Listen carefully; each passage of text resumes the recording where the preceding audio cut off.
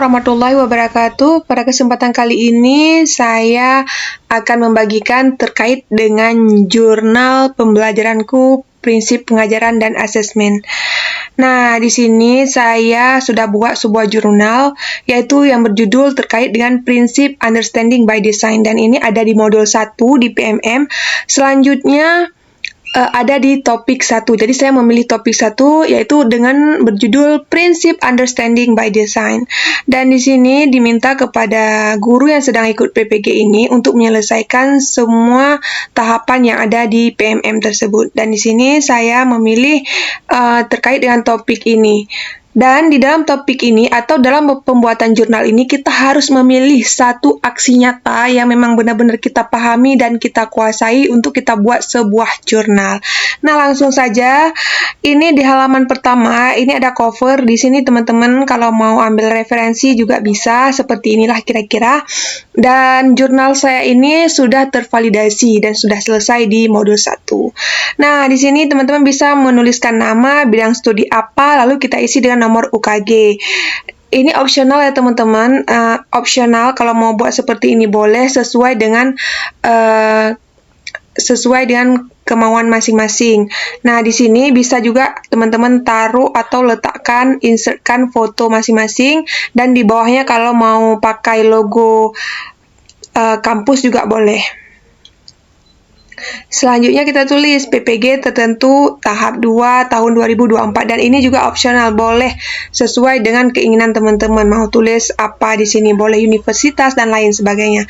Nah, langsung saja bagaimana sih jurnal saya seperti ini. Saya langsung menulis konsepnya atau materinya terlebih dahulu, yaitu konsepnya di sini saya buat prinsip understanding by design. Di sini kita ringkas, intinya kita ringkas, bisa kita paraphrase sedikit bahasa yang terdapat di modul ajar bukan modul ajar yang terdapat di modul ya. Di sini ada juga di modul kan ada video, dan di sini materi ini sudah tercakup semua yang dikatakan dalam video ataupun materi yang telah dipaparkan.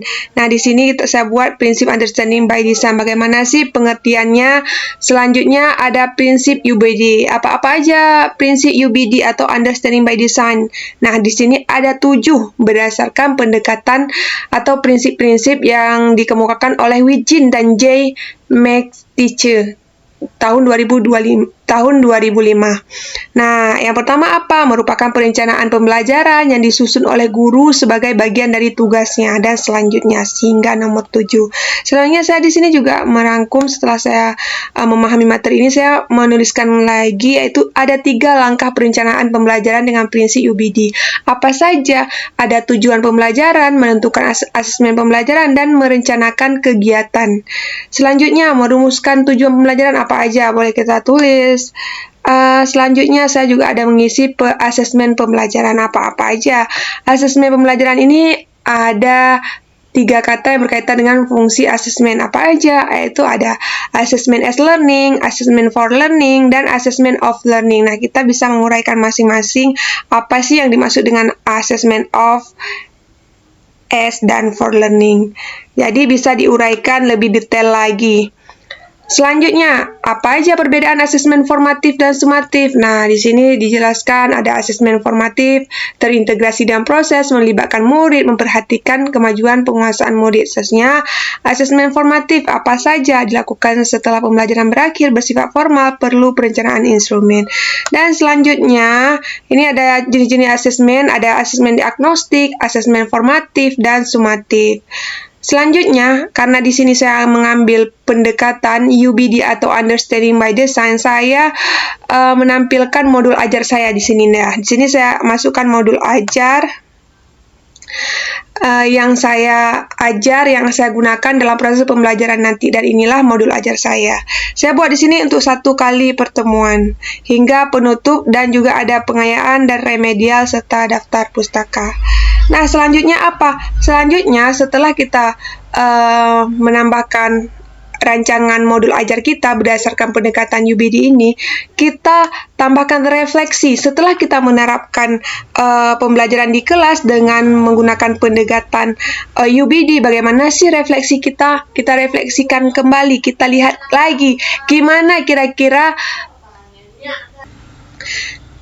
Nah, refleksi ini terkait dengan apa yang sudah kita lakukan, apa yang sudah kita laksanakan, seperti yang terjadi di pembukaan, pembelajaran, kegiatan inti dan penutup. Kita bisa refleksikan, kita bisa menuliskan apa yang terjadi pada kita selama proses pembelajaran. Misalnya, setelah saya menerapkan understanding by design, mata pelajaran apa kita sebutkan. Awalnya saya merasa khawatir, namun ke depannya seiring berjalan waktu saya menyadari bahwa hal itu sangat penting atau harus saya terapkan. Nah, seperti itu refleksi kita melihatkan kembali.